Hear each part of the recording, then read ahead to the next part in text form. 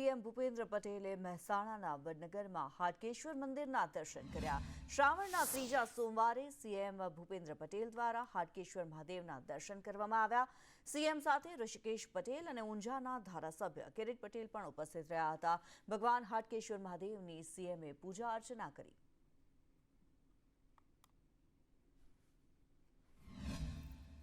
मुख्यमंत्री श्री भूपेन्द्रभाई पटेल साहेबનું મારા હાટકેશ્વર મહાદેવ સંસ્થાન તેમજ વડનગરની ધર્મપ્રેમી જનતા તરફથી તેમજ આપ સર્વે મીડિયાકર્મીનું હાર્દિક સ્વાગત કરું છું।